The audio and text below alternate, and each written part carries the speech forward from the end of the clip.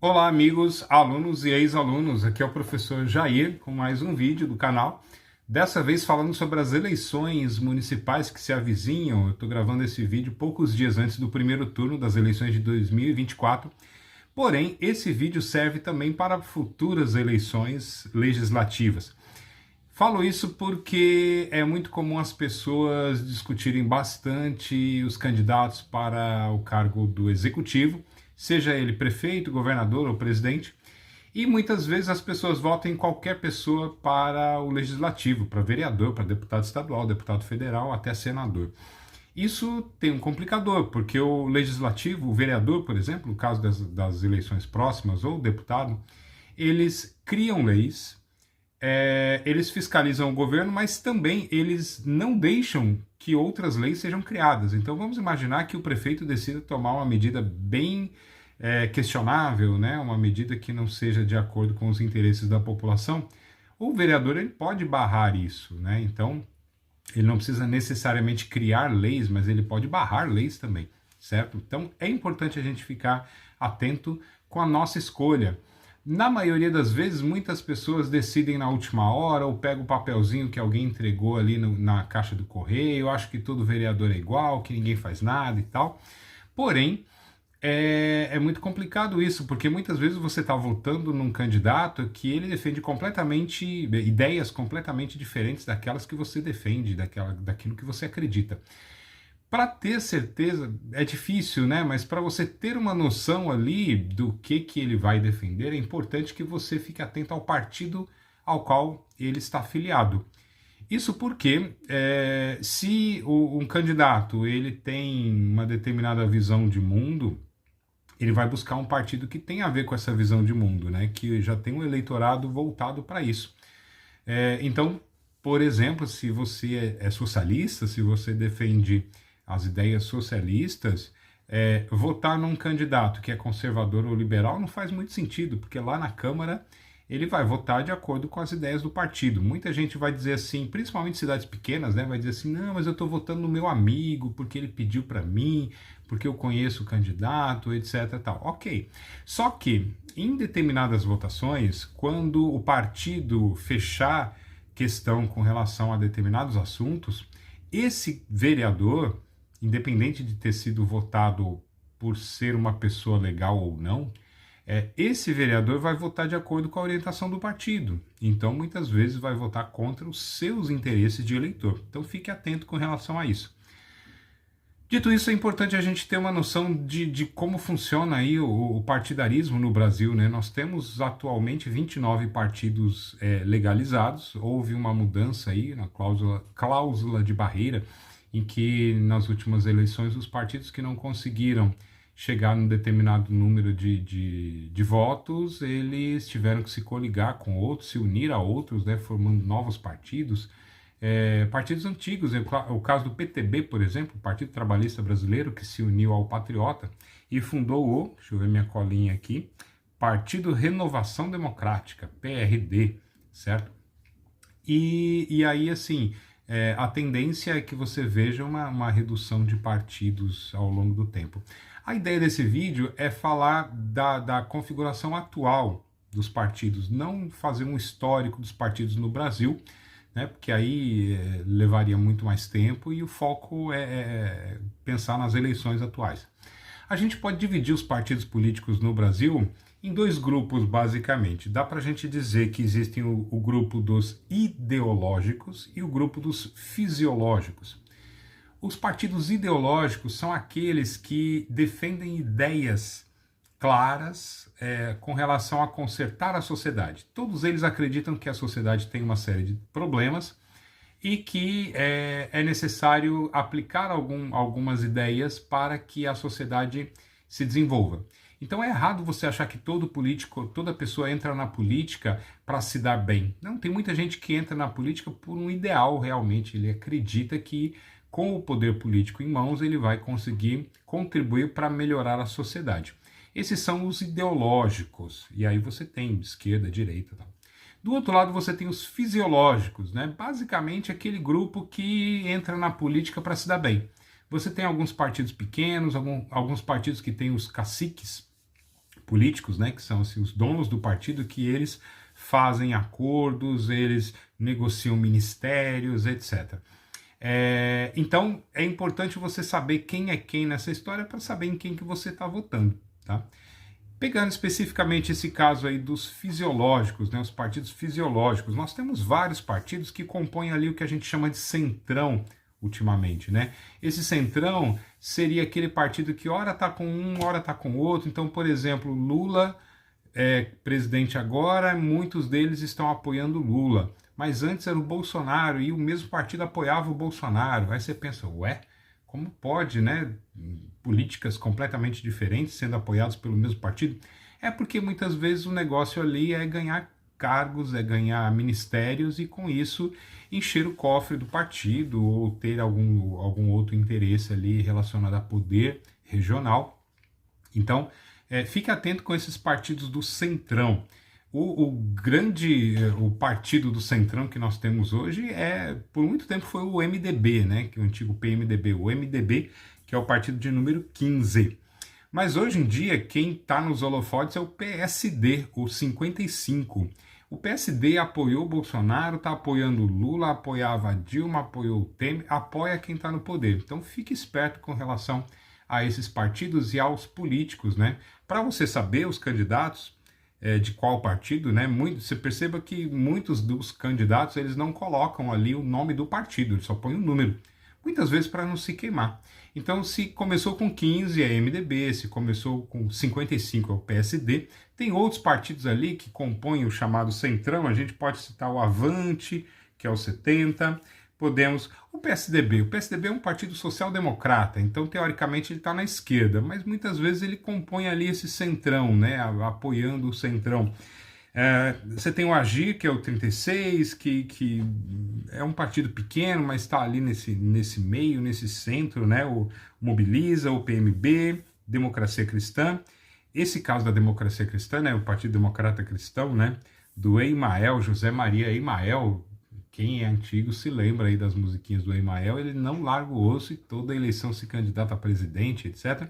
Tem o fundo partidário, tem uma série de coisas aí que faz com que esses partidos acabem existindo, não necessariamente por uma ideologia, mas meio que como uma forma de se ganhar dinheiro.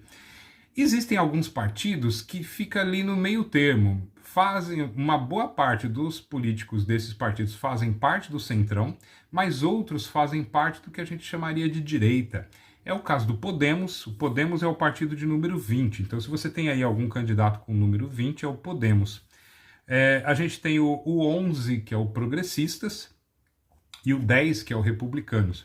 Nesses partidos, e mesmo o PL, do 22, existem alguns políticos que são políticos antigos dessa fase de querer cargos, etc., mas recentemente muitos políticos ligados a uma visão de mundo mais ideológica, assim, mais de direita, liberal ou conservador, têm entrado nesses partidos e esses partidos vão adotando uma cara mais para o lado da direita, né? Republicanos, progressistas. O Republicanos, por exemplo, é o partido do governador atual de São Paulo, o Tarcísio de Freitas, né? O 10. O PL era um partido de centrão, apoiou Lula no passado, apoiou Bolsonaro. Só que quando o Bolsonaro se filiou ao PL, levou consigo vários políticos que eram apoiadores do Bolsonaro, ou seja, conservadores, e o PL meio que mudou de cara.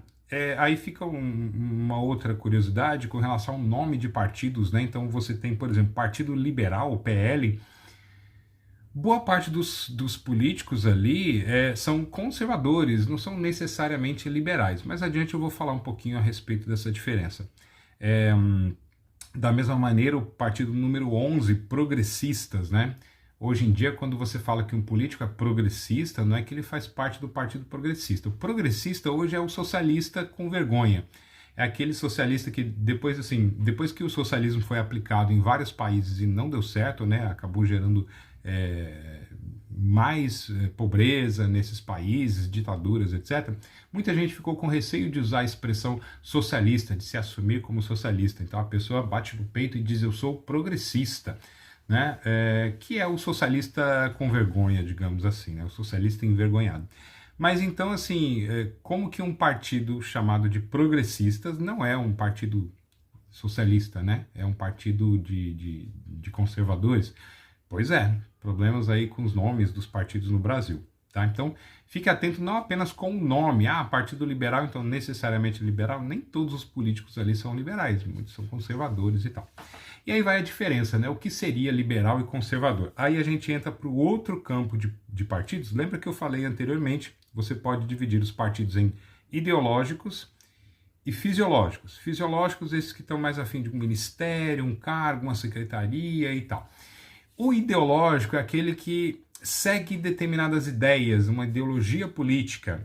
E aí, dentre os ideológicos, você tem dois campos. Você tem a esquerda, que são socialistas, comunistas.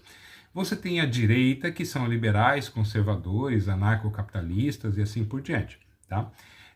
Nas minhas aulas, costumo explicar para vocês que anarquista é aquele que defende o fim do Estado, você não ter governos, tá?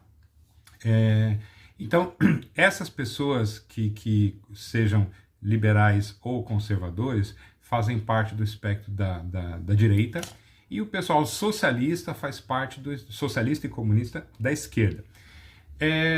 Vocês devem se lembrar das aulas de história de vocês, em que vários professores costumam explicar aí o conceito de esquerda e direita na Revolução Francesa. E assim, é uma explicação tanto quanto enviesada, né? Que o pessoal diz que esquerda é quem defende o pobre, o povo, e direita é quem defende os ricos. Essa é uma visão deturpada da coisa, porque principalmente ela é ensinada por professores socialistas, professores de esquerda. Então o professor de esquerda ele vai dizer, olha, eu estou do lado do bem, estou do lado do povo. Enquanto que a direita é o lado do capitalismo, o lado do rico, etc. Tal. É errada essa expressão, né? Principalmente se a gente considerar ali a ideia da Revolução Francesa, né? Na Revolução Francesa, esquerda e direita ali queriam mudanças, queriam transformações. A esquerda queria uma coisa mais revolucionária, uma coisa mais, uma transformação completa de tudo. E a direita queria transformações mais lentas, tá? Então essa é a principal característica. Então dá para você dizer que a esquerda, né, o campo da esquerda são os socialistas que defendem transformações radicais na sociedade, né? Eu sempre, quando vou falar sobre socialismo, comunismo, eu sempre explico para os alunos o seguinte: vários pensadores defenderam as ideias socialistas. O principal é o Karl Marx, né? Daí vem a expressão marxismo, né? Para socialistas em geral. Mas basicamente, bem resumidamente, o que o socialista defende? O socialista ele acredita que é possível você ter uma sociedade igualitária. É possível você acabar com a ideia de ricos e pobres. Então você teria uma sociedade igualitária do ponto de vista econômico, tá?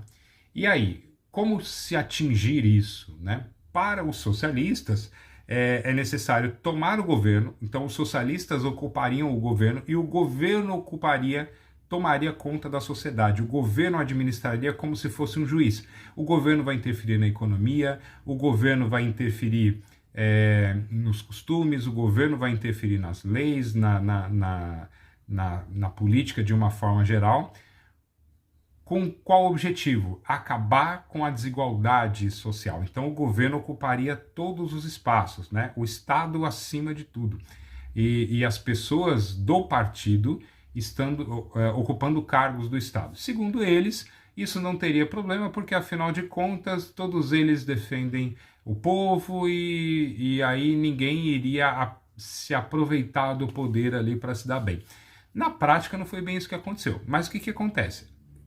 Tomando o poder, controlando ali o Estado, além de ter o governo, os socialistas eles acreditam que é necessário haver uma conscientização da população para que as pessoas sigam as ideias socialistas. Essa conscientização, alguns de nós podemos chamar de doutrinação, né? Então é educar a sociedade para que as pessoas sigam as ideias socialistas. E aí, como acaba isso? O objetivo final seria uma sociedade sem desigualdade social, que seria a sociedade comunista. Nessa sociedade comunista não haveria desigualdade, por quê? Não haveria propriedade privada, você não seria dono da casa, da fábrica, daquilo que gera dinheiro, dos meios de produção, na verdade, né? Eu falei da casa, se fosse aluguel, qualquer coisa assim, tá? Mas você não seria proprietário dos meios de produção, consequentemente, segundo eles, a sociedade seria igualitária. Então dá sim para dizer que todo socialista é comunista. Por quê? O socialismo ele prega esse caminho para se chegar na sociedade igualitária. E essa sociedade igualitária seria o comunismo. O comunismo não existe. Não existiu, é um objetivo. Porém, você tem o Partido Comunista Chinês, Partido Comunista do Brasil, Partido Comunista Cubano. Por quê? São partidos que querem chegar ao comunismo. Partido Socialista, o Partido dos Trabalhadores, todos esses partidos, eles são socialistas porque eles querem construir esse caminho para se chegar ao comunismo. Então não é errado dizer que esses são políticos comunistas. É muito comum você ouvir de pessoas da esquerda ou até de jornalistas, imagina, comunismo não existe, comunismo é um fantasma. Não existe porque é um objetivo, mas todos eles querem chegar até lá. Então, sim, é correto você dizer que eles são comunistas, tá certo? Quem são os partidos socialistas aqui no Brasil? O principal é o PT, que é o partido que está no poder hoje em dia, do Lula, né, que começa com 13. Além do PT, você tem alguns partidos menores, inclusive mais radicais, né, o caso do 80, que é a Unidade Popular. Você tem o 65, que é o PCdoB, Partido Comunista do Brasil. Você tem o PSOL, que é o Partido Socialismo e Liberdade, que é o número... cadê o PSOL aqui na minha colinha? 50. Tem o PCO, Partido da Causa Operária. O Partido da Causa Operária é aqui o número 29. Você tem o PSTU, que é o número 16. E tem aqueles partidos que não são tão radicais assim, mas defendem a construção de uma sociedade socialista. Além do PT, que é o 13, você tem o 12, que é o PDT. Você tem o Cidadania, que é o 23. Você tem a Rede Sustentabilidade, que é o 18. Você tem aqui, que mais? O PSB, Partido Socialista Brasileiro, número 40. O Partido Verde, 43, certo? Solidariedade, que é o 77. Esses partidos, então, eles são socialistas. Eles querem construir uma sociedade igualitária até chegar um momento em que essa sociedade esteja tão igual que não precise mais de governo, e aí você atingiria a sociedade comunista, certo? Se você acredita nesses ideais, você escolha o candidato que começa ali com 13, com 65, com 50 e assim por diante, com esses números desses partidos socialistas. No outro campo, você tem a direita, né, que seriam os liberais e conservadores. Basicamente, a gente pode dizer o seguinte: conservador, como o próprio nome diz, é aquele que acredita que ao longo de séculos a humanidade desenvolveu determinadas coisas que se provaram, segundo eles, se provaram corretas. Por exemplo, a religião. Então, os conservadores, eles em geral, eles colocam um peso muito grande na religião, porque eles acreditam que ao longo dos séculos foi se comprovando que uma sociedade religiosa teria mais respeito às normas e regras e as pessoas conseguiriam viver melhor, etc. Da mesma maneira, a questão da família, né? Então eles defendem muito essa ideia do núcleo familiar, homem e mulher ali e tal, o papel bem definido do homem e da mulher, porque, segundo eles, ao longo de séculos, essa configuração de família comprovou-se mais eficaz do que outras. Então, de repente, um homem com várias mulheres, ou uma mulher com vários homens, ou pessoas do mesmo sexo, poderia, segundo os conservadores, causar determinados problemas na sociedade, na organização da sociedade, e isso levaria a problemas de organização mesmo da sociedade. Então, o conservador, ele foca muito na questão dos costumes, mas não só dos costumes, também do governo. A maneira de se governar, né? Então, por exemplo, é muito comum que conservadores defendam ou vejam com bons olhos a monarquia, né? Que depois de séculos, né, segundo os conservadores, comprovou-se ali ser uma forma de governo mais estável do que outras. Então, Basicamente, o conservador, pegando aqui o Brasil, bem resumidamente,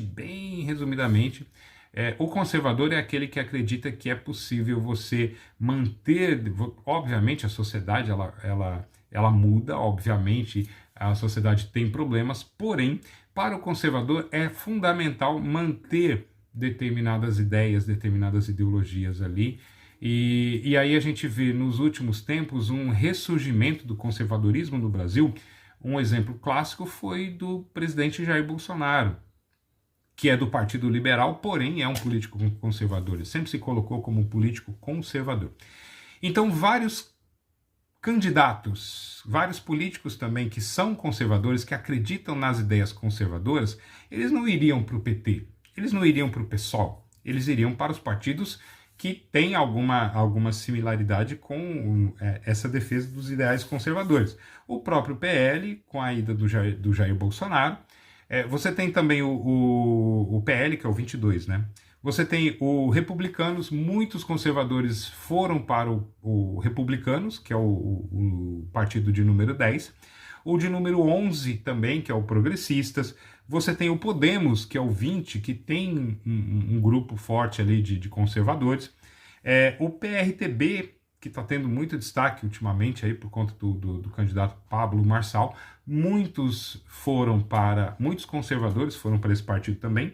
E o 44, que é o União Brasil, né? E esses partidos, eles têm ainda alguns políticos fisiológicos, porém, o que não significa que a esquerda não tenha, viu? Tem muita gente no PT, muita gente no PSOL que entra para se dar bem também.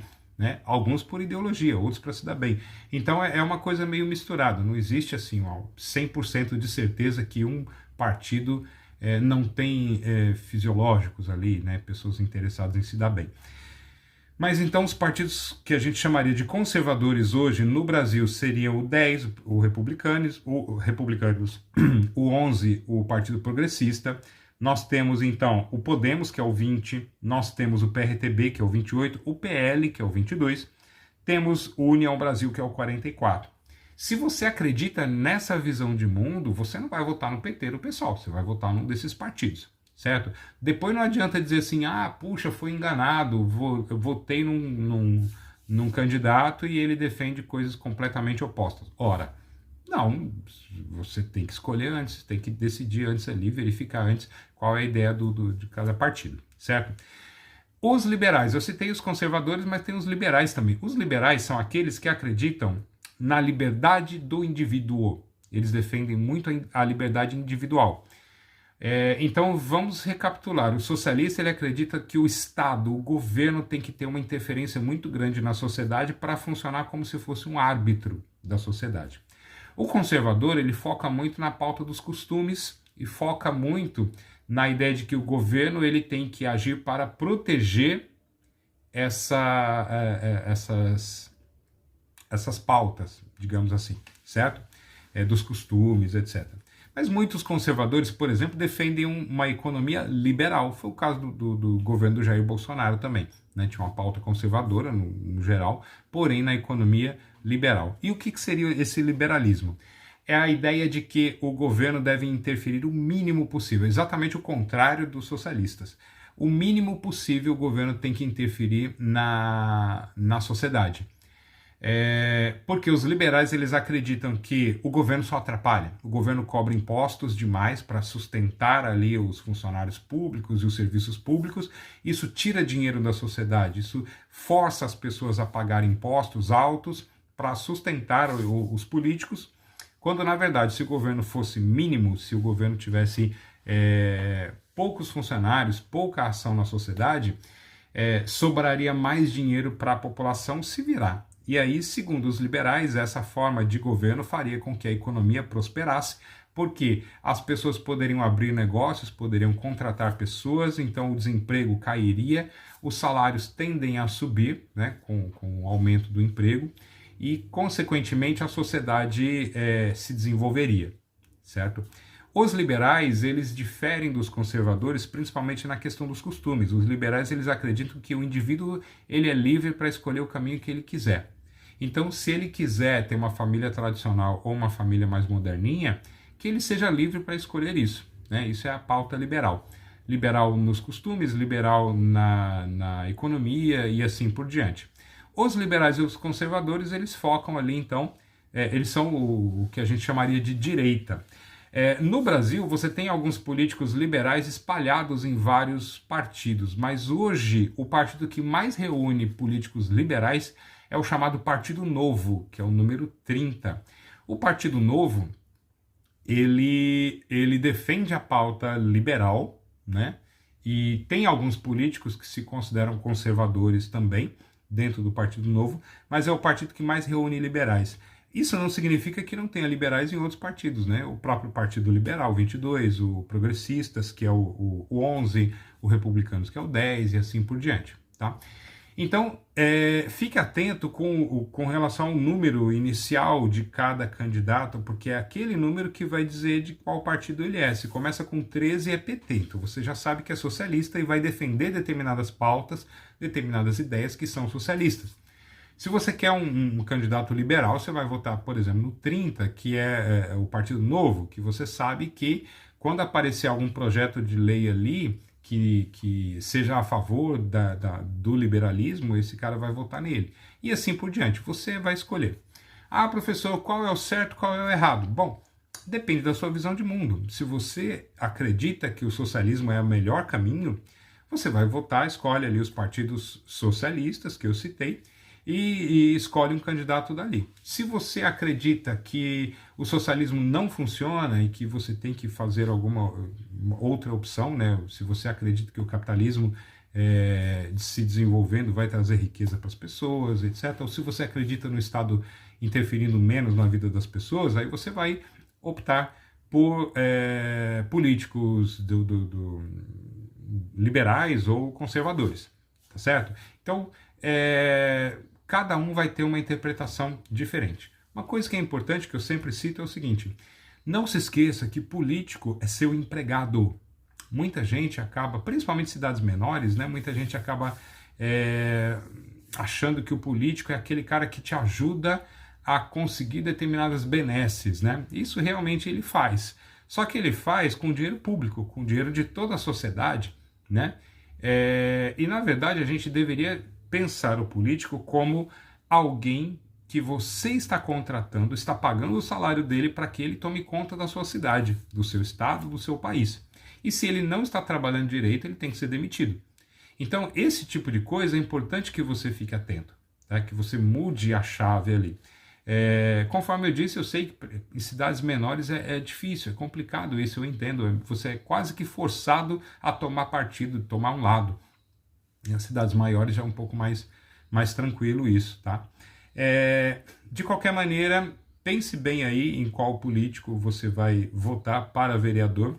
Não se esqueça, escolha bem, cuidado com esses partidos do centrão aí, o 15, o 55, o 70, 27, que são partidos que ali, sabe, pode apoiar um, pode apoiar o outro. De repente você ama de paixão o Boulos do PSOL e aí vota num cara do centrão que vai atrapalhar o governo do Boulos. De repente você não gosta do Boulos, você quer o Nunes ou o Marçal. Aqui, estou falando da política de São Paulo, né, da eleição agora de 2024.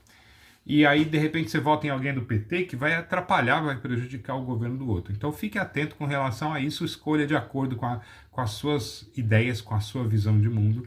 É normal, é natural você mudar de ideia o tempo todo. De repente, hoje você tem uma visão socialista, no futuro você pode ter uma visão liberal, mais adiante você pode se tornar um conservador, etc. Isso é natural, isso é normal, porque você vai vendo as coisas acontecer e você vai mudando de opinião, isso é extremamente saudável, ok?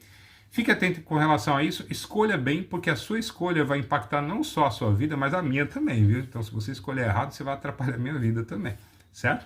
Fique atento com relação a isso.